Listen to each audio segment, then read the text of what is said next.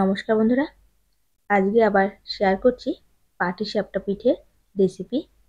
তবে আজকের পাটিসাপটা পিঠেটা বাচ্চাদের জন্য স্পেশালি তৈরি করছি। তবে বড়রাও যদি এরকম চকলেট পাটিসাপটা খেতে পছন্দ করেন, বড়দের জন্যও কিন্তু ঘরে তৈরি করে নিতে পারবেন। দেখে নিন আজকের পাটিসাপটা তৈরির রেসিপি। পাটিসাপটা পিঠে পারফেক্টভাবে তৈরি করার জন্য সবথেকে জরুরি ব্যাটারটা ঠিকঠাকভাবে তৈরি করা।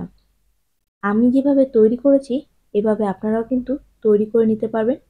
তার জন্য সম্পূর্ণ রেসিপি ভিডিওটা দেখবেন, আর স্টেপ বাই স্টেপ আমি সম্পূর্ণ ভিডিওটা বোঝানোর জন্য শেয়ার করেছি। আশা করি আপনাদের বুঝতে কোনো অসুবিধা হবে না। প্রথমে ব্যাটারটা তৈরি করে নেব। একটা বোলের মধ্যে দিয়ে দিলাম 1 কাপ চালের গুঁড়ো, সঙ্গে দিয়ে দিচ্ছি হাফ কাপ ময়দা, দিয়ে দিচ্ছি সামান্য একটু লবণ। ব্যাটারটা তৈরি করার জন্য আমি এখানে দুধ আগের থেকেই গরম করে নিয়েছি, আর কুসুম গরম মানে উষ্ণ গরম দুধ আমি দিচ্ছি।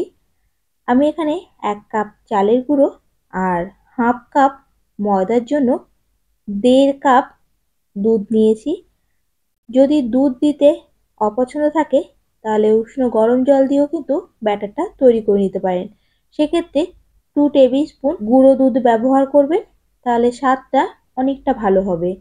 আমি এখান থেকে কিছুটা ব্যাটার আমি তুলে নিলাম চকলেট ফ্লেভারটা অ্যাড করার জন্য, আর বাকিটায় যে বাকি দুধটা আছে বাকি দুধটা দিয়ে একটা পাতলা ব্যাটার তৈরি করে নেব। আমি এখানে 1.5 কাপ দুধ নিয়েছি। প্রথমে 1 কাপ দুধ দিয়ে গুলে নিয়ে ব্যাটারটা তুলে নিয়েছি, পরে বাকি হাফ কাপ দুধ আমি অ্যাড করে ব্যাটারটা তৈরি করে নিয়েছি। দেখে নিশ্চয়ই বুঝতে পারছেন কতটা পাতলা ব্যাটার তৈরি করে নিয়েছি। এবার দিয়ে দিচ্ছি 4 টেবিল স্পুন চিনি। মিষ্টিটা কতটা আপনাদের পছন্দ সেই অনুযায়ী দেবেন, তবে খুব বেশি মিষ্টি দিলে কিন্তু পাটিসাপটা পিঠে অনেক সময় তাওয়াতে বা ফ্রাই প্যানের নিচে লেগে যায়। ভালো করে গুলে নিলাম, আমার সাদা ব্যাটারটা রেডি হয়ে গেছে। এবার বাকি যে অংশটা আমি তুলে নিয়েছিলাম চকলেট ফ্লেভার দেওয়ার জন্য, আমি এখানে দিয়ে দিচ্ছি চকলেট সিরাপ। চকলেট সিরাপের পরিবর্তে আপনারা কোকো পাউডার ব্যবহার করতে পারেন। চকলেট সিরাপটা দিয়ে খুব ভালো করে মিশিয়ে নিচ্ছি।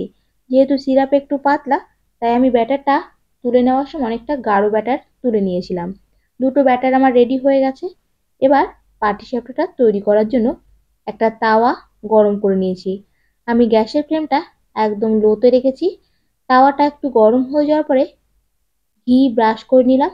ঘিয়ের পরিবর্তে সাদা তেলও দিতে পারেন।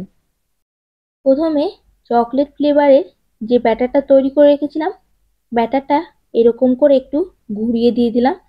আমি এখানে খুব বেশি সুন্দর ডিজাইনের করার চেষ্টা করলাম না, যদি আপনারা চান ডিজাইন করেও দিতে পারেন।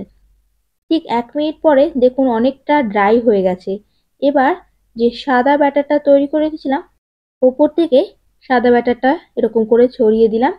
চারিদিকটা ঠিক এরকম করে স্প্রেড করে দিয়ে ঠিক 50 থেকে 60 সেকেন্ড পরে দেখুন অনেকটা ড্রাই হয়ে গেছে।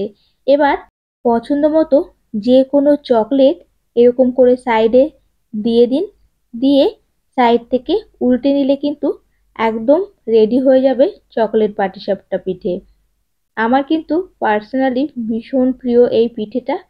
যদি আপনাদের ভালো লেগে থাকে অবশ্যই কমেন্টস করে জানাবেন আপনাদের কেমন লাগলো, আর ঘরে অবশ্যই এভাবে তৈরি করবেন। বাচ্চারা সাধারণত পিঠে খেতে ভালোবাসেন না, কিন্তু এরকম করে তৈরি করে দিলে বাচ্চারা কিন্তু একদম চেটেপুটে খেয়ে নেবে। আশা করি আজকের রেসিপি আপনাদের ভালো লেগেছে, আর ভালো লেগে থাকলে অবশ্যই চ্যানেলটা সাবস্ক্রাইব করে দেবেন। আর ফেসবুক পেজ থেকে দেখে থাকলে পেজটা ফলো করতে একদম ভুলবেন না। সবাইকে অনেক অনেক ধন্যবাদ। সবাই ভালো থাকবেন, সুস্থ থাকবেন। আরও একটা কথা না বললেই নয়, আজকে আমি পুরটা চকলেট দিয়ে তৈরি করছি। তবে চকলেটের পরিবর্তে সন্দেশ, ক্ষীর বা নারকেলের পুর দিয়েও কিন্তু এভাবে তৈরি করে নিতে পারবেন।